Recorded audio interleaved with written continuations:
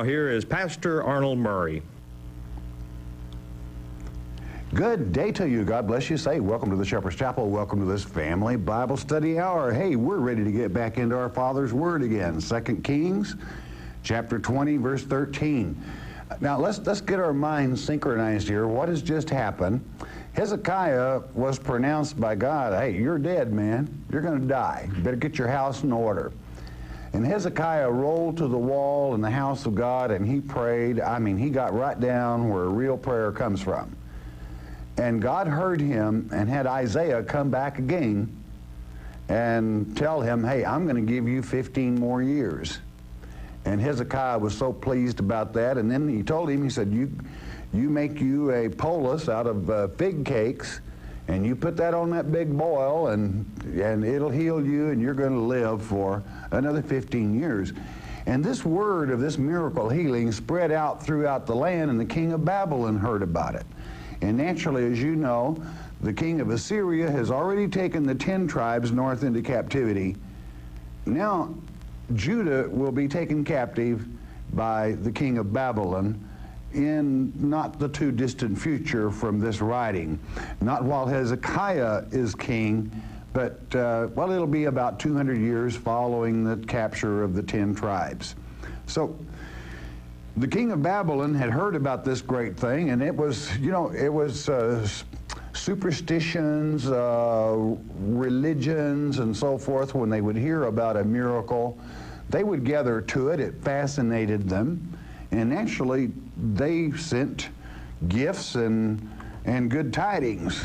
And we pick it up after the king of Babylon's messenger is there. And hey, that was really impressive that the king of Babylon would take note of it, and it really puffed up old Hezekiah a little bit. Hey, this is really something. That the king of Babylon sent letters and presents here, and so he was just feeling real good. So what did he do? Verse 13. And Hezekiah hearkened unto them. He listened to them. The word hearkened in the Hebrew means a little more. He listened to them because he liked what he heard, all right? And showed them all the house of his precious things, the silver and the gold, the spices, and their spice house was a special place. The oils of our people and so forth, very expensive. And, you know, one thing, the spices hadn't been carried away the way some of the other things had been. And the precious ointment and all the house of his armor and all that was found in his treasures. There was nothing in his house, nor in all his dominion, that Hezekiah showed them not. All right? Now, this is wonderful. Hezekiah had a lot to be thankful for. I mean, he in a long line of the kings of Judah, finally pleased God. He wanted to please God. And let's don't take anything away from him. He worked hard at it, and he was a good ruler. And when God gave him the 15 years and had blessed him, naturally the treasures built up again, even though it had been ripped off by Assyria and a few others. Naturally it built back up to a tremendous sum. And naturally, he felt real good about it. Felt really good. So they think they've sent me a letter and saying what a nice, important man I must be to the gods of the universe, because they wouldn't know our Father. And he just really got carried away with it. And it is my obligation to teach how God feels about something. How would you think God would feel with old Hezekiah down here showing off all of his pretties? Especially, you know, anyone that's ever been in the service, you don't let anyone into your armory to see what kind of weaponry you have and how well you're set up to defend yourself, much less all your pretties. You just don't necessarily share that information. But how would you feel if you were the God that brought all these blessings on him, And here you have a heathenistic bunch that heard of the great healing, and Hezekiah is just leaning back and saying, yes, I am a very fortunate person, and your letter has impressed me to no end. And now let me show you what else I have. Yes, I am quite a man. I have really, you see, how did God feel about this? God intended that Hezekiah, being the man of God he was to tell them the truth and say, God added 15 years to my life, and it is He, Yahweh, the living God, the creator of all things, that healed me. And it is not I that acquired all these riches. God blessed me. God is the reason for all this. For some reason, Hezekiah his old transmission just slipped out of gear, and he's rolling along in neutral up here. He's just lavishing all this unto himself. Now, there's the Chronicles record this, and I want to turn over there real quickly. 2 Chronicles chapter 32, verse 31. I'll say that again, 2 Chronicles 32, 31. I just want to read the one verse. You'll have it there on your screen. Howbeit, in the business of the ambassadors, that's the ones from Babylon, of the princes of Babylon, whom sent unto him to inquire of the wonder that was done in the land, God left him to try him. To do what? To try him, that he might know all that was in his heart. He wanted to know what kind of man this Hezekiah really was. God had blessed him pretty good. Don't you ever think for a moment that God doesn't try you occasionally. When God has really blessed you and has really helped you out of a bind at one time or the other, when someone marveled at it, did you share where it really came from? Think about it, my friend. I suppose all of us are guilty at showing our pretties off occasionally. We like to be successful. And when you are successful, it's real easy to talk about your success. But you better give credit where credit's due and not leave out, as Hezekiah has, our Father. You see, had Hezekiah leveled and said, the God that formed everything, the Heavenly Father, the Creator, even your Father, heathen, you Babylonians, He's your Father also. He's the Father of your souls. He healed me. He gave me these things. He is to be worshiped. You see, he could have furthered the kingdom of God here. Did he? No. Kind of human-like, isn't it? There's no difference in human beings in the day this happened and today. They're the same. Here is an excellent, one of the best kings that Judah ever has had on the throne, aside from David. Well, as far as goodness is concerned, I don't know, but in some cases, he didn't do a better job than David on some things. He at least didn't have an old boy done in. But he really, he was a good man.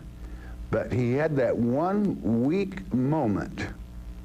No doubt, if you had the pronouncement from God that you were dead, or at least that you were in the process of dying, and had 15 years added onto your life by the goodness of God, and were feeling good again, it would be real easy to get caught up in something like this. To have the ambassador, the king of the Babylon, who was a big it at that time. Be real easy for a human being to get caught up in that. But if you want blessings from God, you had better train yourself and discipline yourself to think about your Father and how He feels. He has feelings. It would be just like you had taken one of your children, and they might have been, really struggling and trying to get along, but probably couldn't do too much on their own, and you just lavished them with everything. You just load their boat, all right? By that you really just really bless them, and then have some yokel come along And the kid leans back and said, "Look what I have done. Yes, I am a really very good man at putting things together and so forth. Look what I have done." How would you feel about it? You'd given him all of it. You wouldn't like it. Or you'd be very disappointed and very hurt. Well, God was hurt when he tried Hezekiah. You know, if Hezekiah, this would be his second downfall, really, and neither one of them was all that serious. But this is one that he just didn't make it over the hurdle. And what does that prove? It proves what Father set out in the beginning. God is our King through the King of Kings and Lord of Lords. Man cannot be perfect, not even Hezekiah. And he was certainly a good man. What causes a human being to go off on a trip like this? Well, it's nature, I suppose, of the flesh. When you begin listening to the flesh and taking pride of your pretties, and that's a colloquial saying. I hope you understand what showing off your pretties means, all right? Well, he did. He did a good job of it. He was proud of his pretties. Don't you realize that's what happened to Satan in Ezekiel chapter 28? That same old thing, pride, got him. It just got him. So, inasmuch as God was trying him, I'm sorry, he failed the test, all right? Hezekiah failed the test. Now, back to chapter 20, 2 Kings, verse 14. Then came Isaiah, the prophet, unto King Hezekiah, and said unto him, What said these men? Question. And from whence came they unto thee? Question. And Hezekiah said, They are come from a far country, even from Babylon. And he could have went ahead and said, and they think I am really something. All right. I mean, that's kind of implied. 15. And he said, this is Isaiah, What have they seen in thine house? And Hezekiah answered, All the things that are in mine house have they seen.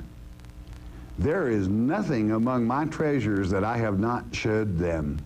I mean, I want them to know what a great guy I am. You know, I just laid it right out there in front of them.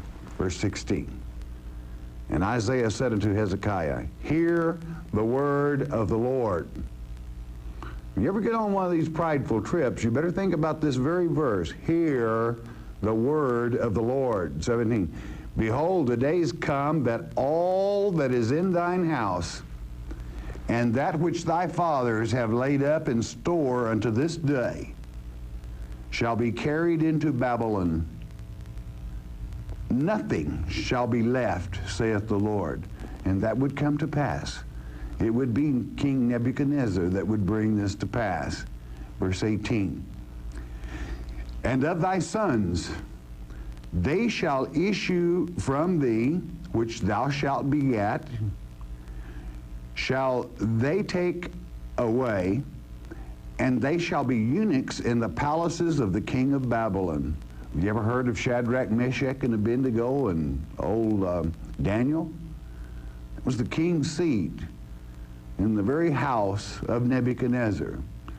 Old Neb, he wasn't all that bad. He sent them to school, paid their tuition.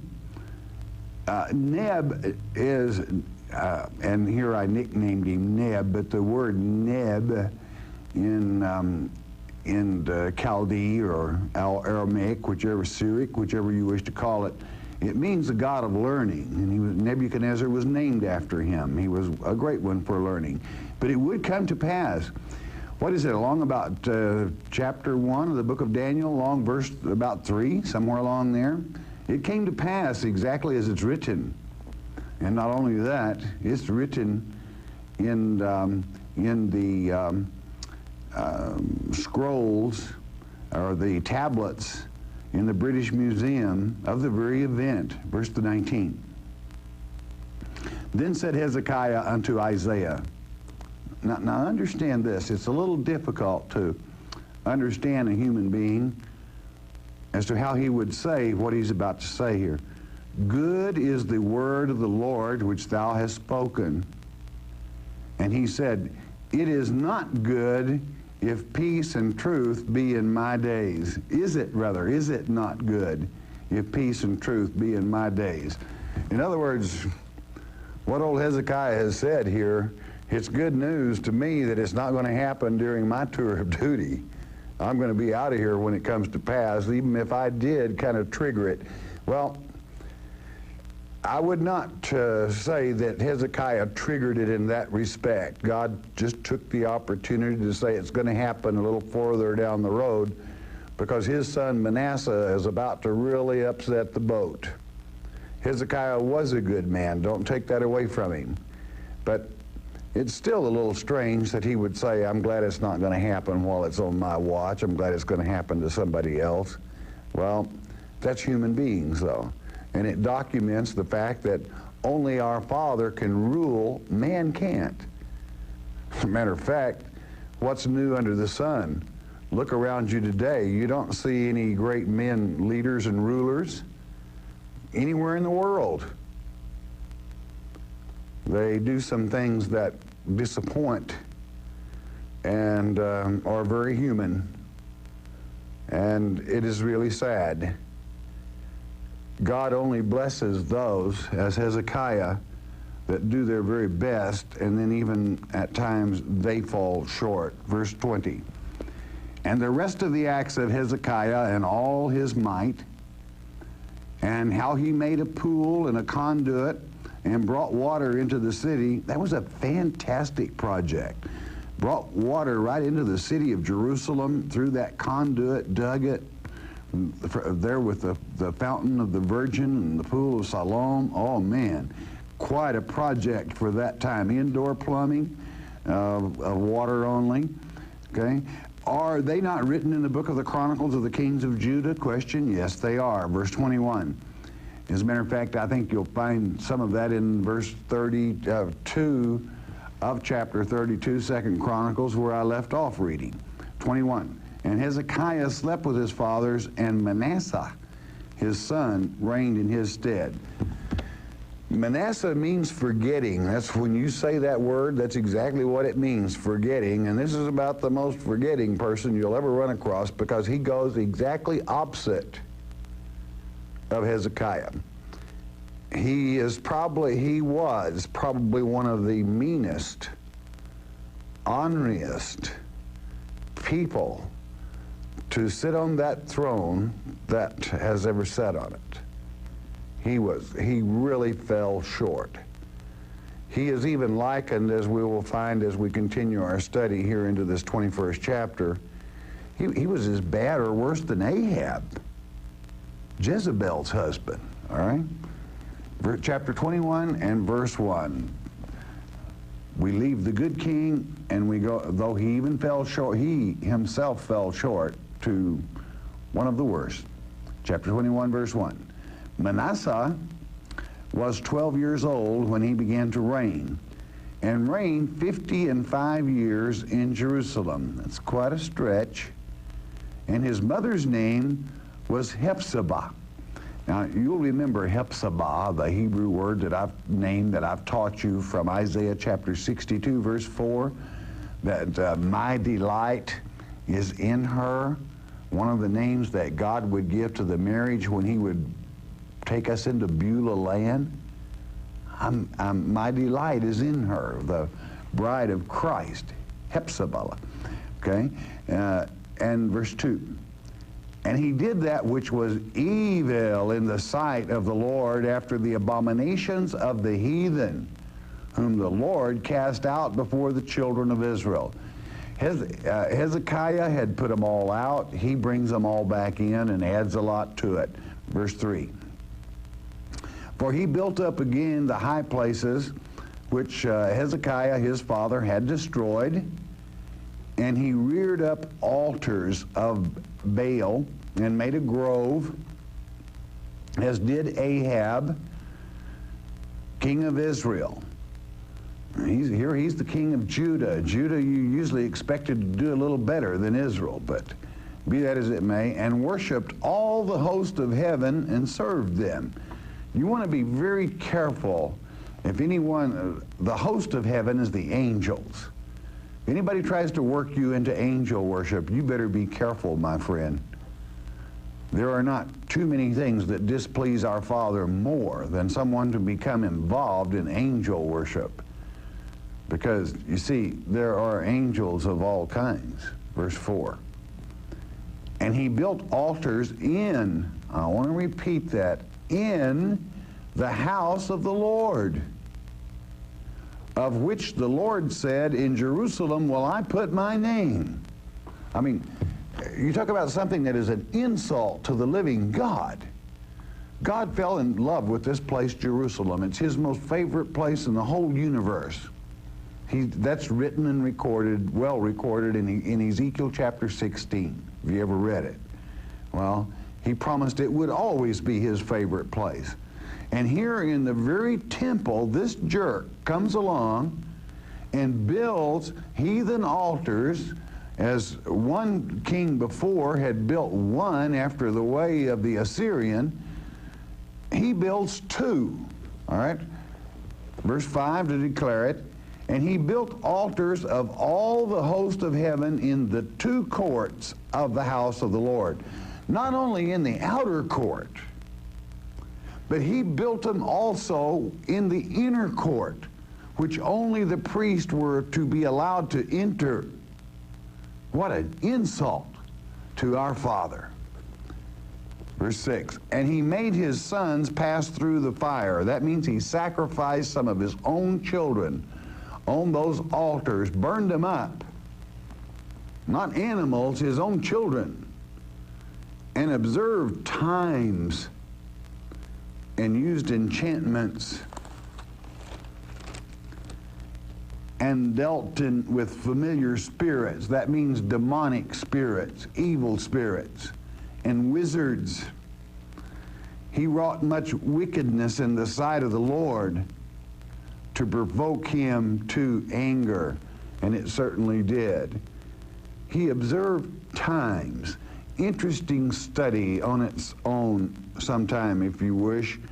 Many feel that it was the practice of aquari, which is to even the organs of sacrificed animals, or the whim or the way birds fly. Many, I mean, weirdo things. And wizards, and with drugs and so forth, to conjure up sorcerers. Sorcery, as it is written in the Greek, is pharmacia, which our word pharmaceutical comes from, meaning drugs. And people like to play with those in this day to dream up a new level of flying or of thinking. I think so much better if I'm on a high. Now, the height of stupidity is to begin to believe that yourself and have your life destroyed. One of Satan's favorite tools. Well, Manasseh was good at all of it. He was an expert when it come to doing exactly what was wrong. It makes you think that Hezekiah, his father, was really a pretty good old boy. But, and he was, and you have to hand that to him. And then he had a son like this.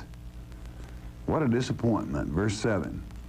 And he set a graven image of the grove that he had made in the house, of which the Lord said to David and to Solomon, his son, in this house and in Jerusalem, which I have chosen out of all tribes of Israel, will I put my name forever. And so it is.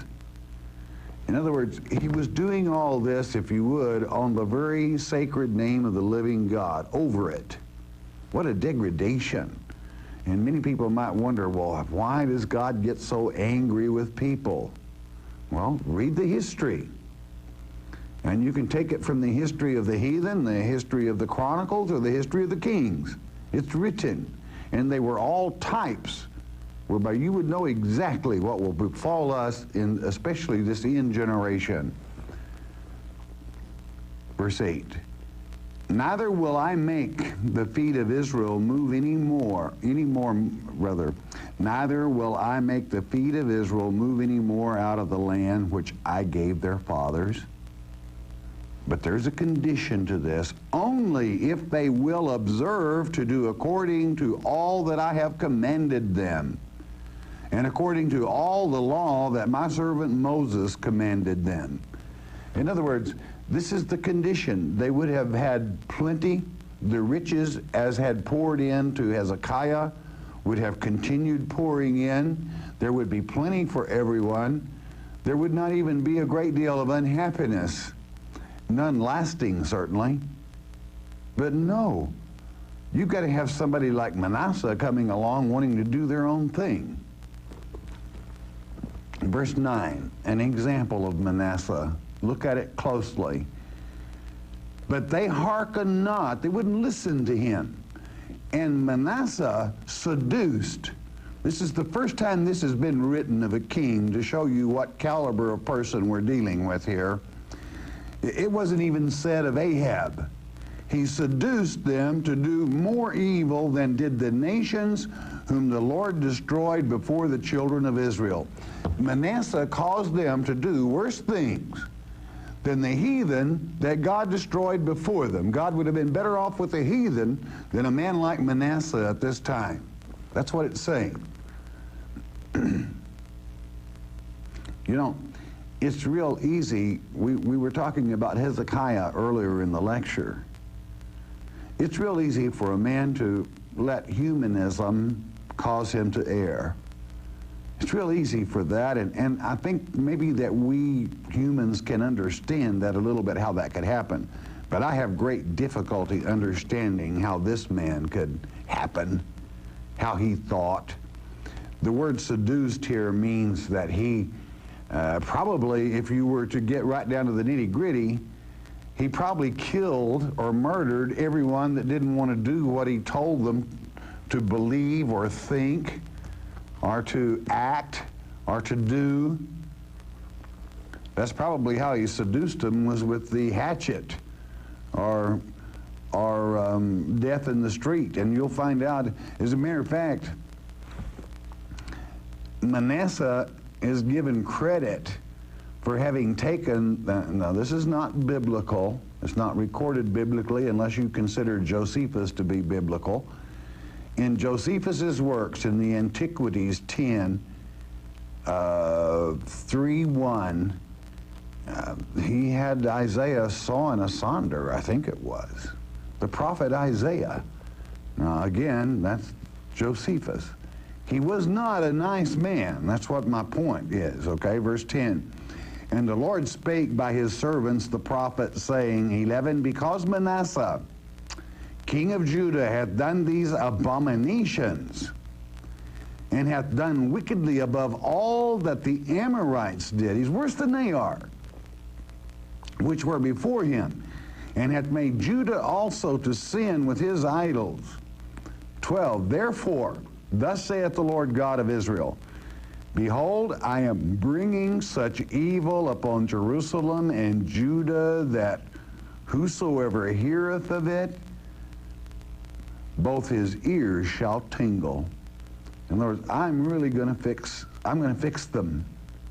Now, they were accustomed to God always blessing, and they treat God however they want to, such as this one. I mean, burning his own children alive. Can you imagine how can a man stand and watch his own child fry and call it religion?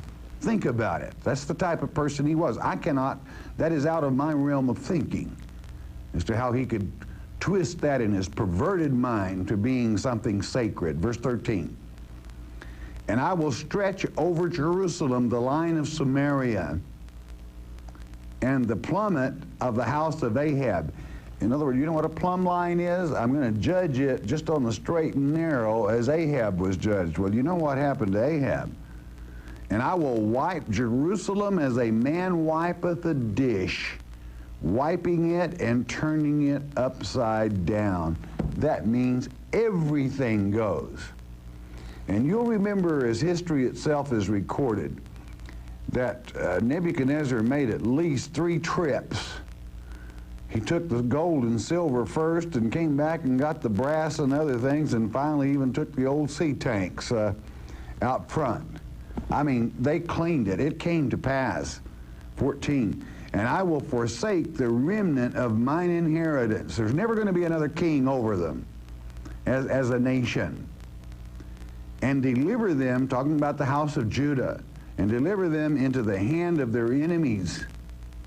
And they shall become a prey and a spoil to all their enemies. And they did. 15. Because they have done that which was evil in my sight, and have provoked me to anger since the day their fathers came forth out of Egypt, even into this day. Our Father always expected a little more out of Judah. Why? Well, I suppose because of David in part. That David, a man after his own heart, and the king line, and so I suppose that it hurt him more when Judah went astray, especially with one like Manasseh at the helm, than even with the house of Israel. And I base this as my mind is running back to the 2 sisters, Aholah and Aholabah, and as to how they acted, all right? How we hurt our Father, that's what's going through my mind right now. How that we have hurt him down through the years as he only wanted good for us and made it possible that we never would have anything to worry about if we simply listened to him. And many things, well, who could live by that law? Hey, it's not that bad, friend.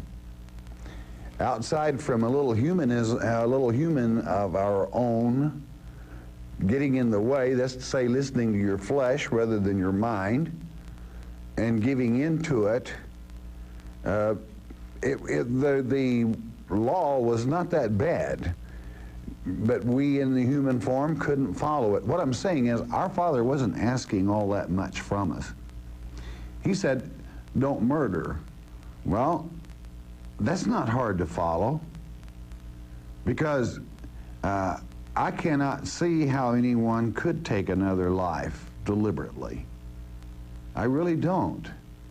Now, I can see how someone would in self-defense. And so what I'm saying is, thou shalt not steal. Well, who would want to steal? I have trouble with that. I wouldn't want something that I had to steal. If I can't do it with my hands, if I can't earn it with my hands or my mind in business, I don't want it. That's my nature, and I'm certainly not perfect. But I'm saying it wasn't that hard following the commandments. But man, he's so sharp. Reminds me of some people when they really get out on their own and think they know everything. And as a senior citizen with many years of experience of knocks and bumps in the road, of how sometimes you have to use this over this, you know, well, everyone must learn. But how God must how a tear must form in his eye when he looks at this world today and what his children are doing. I know that sometimes we try our best and we fall short. But now that he has sent the Son, and the Son paid the price on the cross, and is the King, and yet has kept his promise, that coronation stone, the stone of Scone, Jacob's pillar, has come true all down through the years until he himself shall return and take that crown. Then we will have a perfect king. It's interesting at the troubles that kings and royalty have gotten themselves into, and it seems to wax worse instead of better. as time goes by. I'm thinking morally now, not necessarily evilness, but it's still his throne. It's still the stone of scone. It's still Jacob's pillar, and how I love it. Well, we look forward to that day when he, the King of Kings, shall return, and then we will have a just ruler. And I pray that God hasten that day. I truly feel that we are in that generation. And I suppose if you detect from my voice an anxiety about that, of warning, then I feel that it's very deservedly there, because we're in that time. All right, bless your hearts. You listen a moment, won't you please?